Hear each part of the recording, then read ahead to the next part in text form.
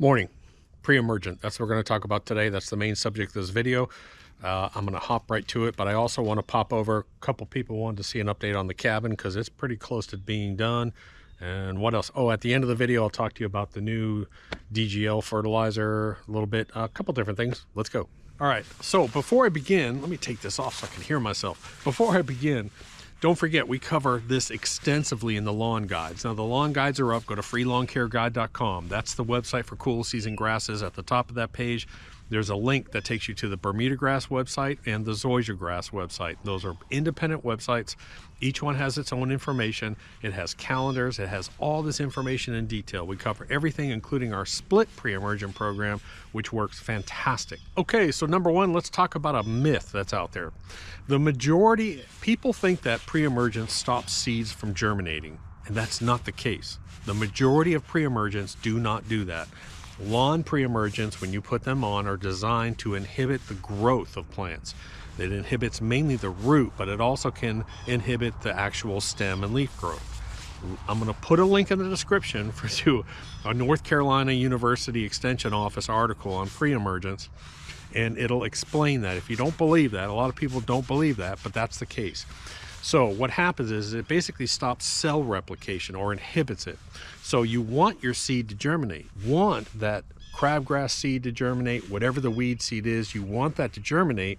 But what you want to do is you want to catch it at that stage of germination, and it'll stop the root from growing. It'll stop plant development while it's on that upper surface level. It can't grow roots, and it can't develop, so it's going to die. That's what happens with pre-emergence. So unlike a lot of people think, they think it's not going to, you want to put it down to stop your seed germination. Again, you want the seed to germinate. That's why timing of temperature, which we'll cover next, is important. Your soil temperature is important because you got to know at what temperature your seeds germinate. That's the key to this. You want to have that pre-emergent down at the time that the weed seeds are going to germinate. Let's talk about the second mistake I think that people make, and that's applying pre-emergent to a saturated soil. So you have 3 days of rain, the rain stops, you go, oh, the rain has stopped, I can go out and put out my pre-emergent. Here's the problem. Especially with clay soils, your soil is already saturated. So if you put your pre-emergent on top of a saturated soil, and then all of a sudden later that day or the next day you get more rain, what's going to happen? The water can't go in because that soil is already saturated. That water needs to carry the pre-emergent into the soil, so it's going to run off. That's a big mistake that people make. So what do you need to do? You need to wait until, you need to plan this out, look at your 10-day forecast, and have a good 3 days of no rain, hopefully some sunshine where your soil is actually dry. My second rule and most important rule is apply pre-emergence to a dry soil. When you apply it to dry soil, then you're going to immediately start to water it in. So like on the granular product that we put down, which is the first one, I linked to all the products in the description below. In the description below, there's going to be one link that'll take you to a page, and I'll put all the products on there, whether it's a fertilizer, pre-emergent, whatever. And there's a link to the lawn guides there too. Dry soil, put down your pre-emergent, especially like the granular that we use, which is a DG dispersible granule. You wet that, get it into the soil.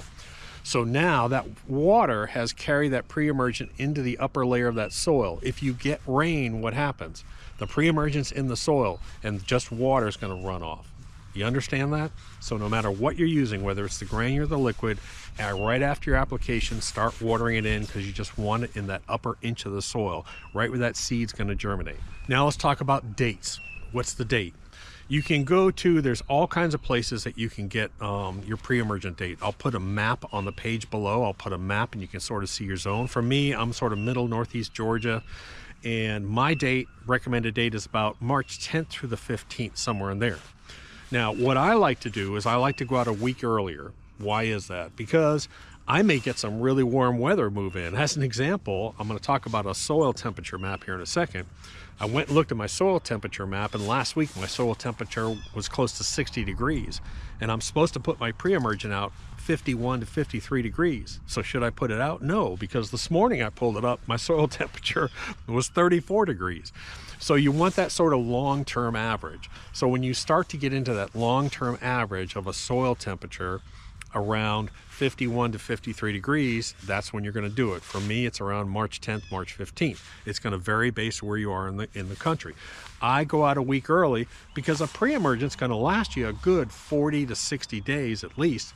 So why not go out a little bit early in case you get that warm front move in and catch those seeds germinating? That's why I do it a week early. Now let's talk about the soil temperature map. In the description below, I'll link to the best website out there.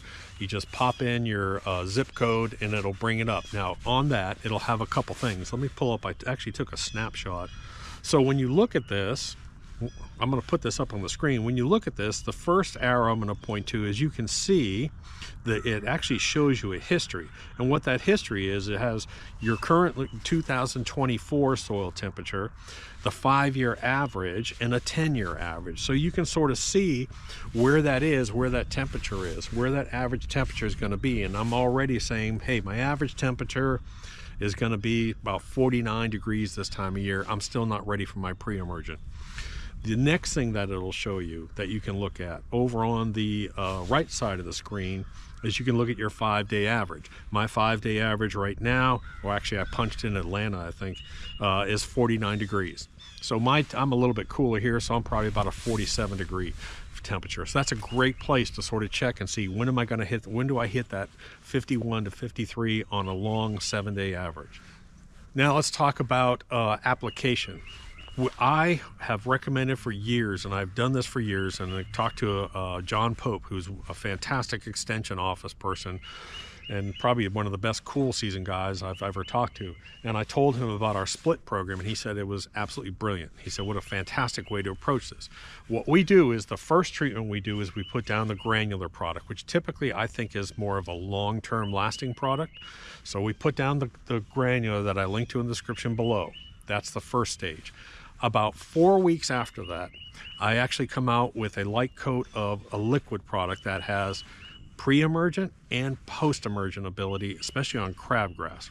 So you're going to learn over the years that most of your pre-emergent treatments are effective on 80 to 90% if you do it right. So you're still going to have a little bit. So I come out about 4 weeks after my initial treatment, and I do a light coat of that liquid on top. And I can't stress this enough.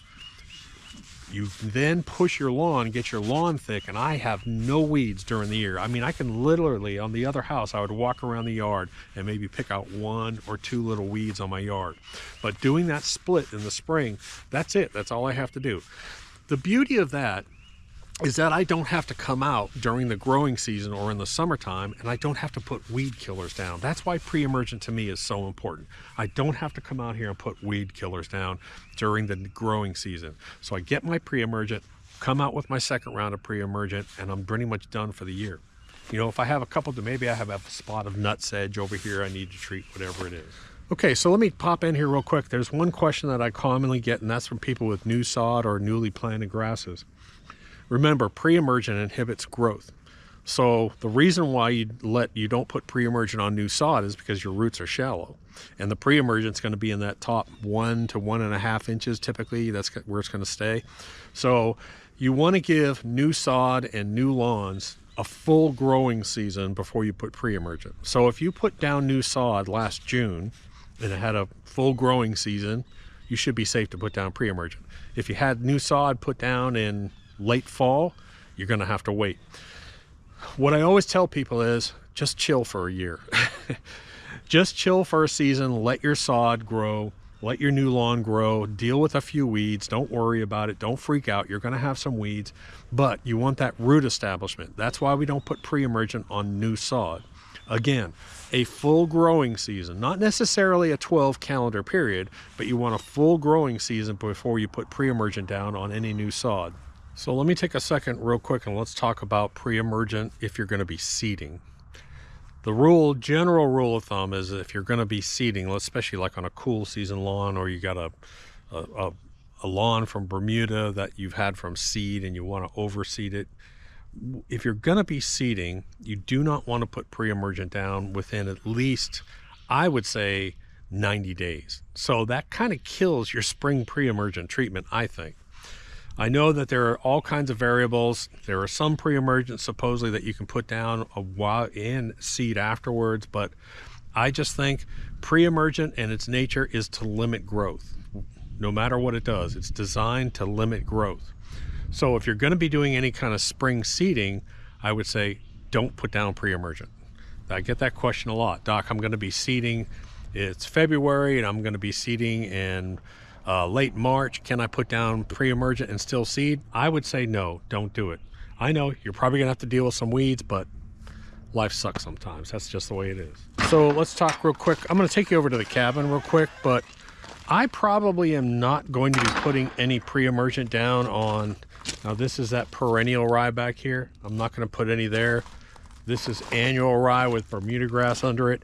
These are all new lawns. They're all fairly new established, and I may end up having to do some reseeding this year. So I'm not going to put any pre-emergence down anywhere on my property this year.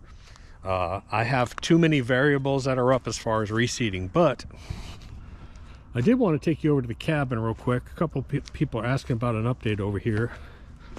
And I'm getting ready to show you. A couple people asked about my locking system on all my doors. I'm going to do a video on that. I'll probably do that next, so hit subscribe so you don't miss that. I got a bunch of videos I got to get done. Someone asked for a little update. I still haven't cleaned up all my tools over here. I've got so much going on right now, but this is basically the cabin as it sits right now. I do have a couple little updates, but again, this place was empty except for spray foam, 2x4s and spray foam. Basically, we finished this whole thing off ourselves. So let me just sort of walk you through it. If you haven't seen my video on this, this is that 1800s drop leaf table. Half of it's broken. I love it. We found it at an antique store, old chairs. The place is just full of old antiques. Cabbage slicer. Babe Ruth photograph. I have the original. I blew that up, put it on canvas. Little pie safe thing that we found. This came in yesterday. This is the refrigerator and a full-size microwave. So if someone wants to do some cooking here, they can heat up some food, have a refrigerator. We'll have a camp stove out here to cook on. This is a butcher block with 3 coats of tung oil. Almost forgot. Cabinets are all done, sink is in, the decor is mostly in, 4K TV, it's all wireless. That's not my buck, and someone keeps asking me that. Tines are in here. Live edge shelf right here I got from Lowe's. I just put some teak oil on that. That cool little stool we found. These chairs we ordered, I got someone asked, I got these off Wayfair. We have 2 of the same ones inside the house. You get 2 of them for $400. They're so comfortable, but they're small. That is a queen size bed and a cabinet, which is actually pretty cool. Problem with it is once you get it assembled, you can't move it. It's so damn heavy. But basically this part draws out, doors open up, folds out, mattress is right there. Barn door here, sliding barn door. Then we go into the bathroom. I ended up putting a shelf with a rack here. I got to stain that. Got a cabinet here, full toilet, shower vanity, antique mirror from probably late 1800s. 36-inch shower with a raindrop. I got a new shower rod. I got a black shower rod going up with a hanging shower. This is the closet. I just threw this together with some scrap wood. I got to stain it or something. Full-size water heater in here. I actually need to drain that. I'm going to keep the water heater drained basically all year. I use the Google Mesh network here. It actually pulls in off my house, and I have speeds even though I'm in remote area. I have a couple different internets here, but this is off of my T-Mobile, and I'm pulling from my house over here, and I have 110 megs download speed over here, and the TV works perfect. So anyways, that's where we are on this. It's just about ready to go. Someone asked about the mini split.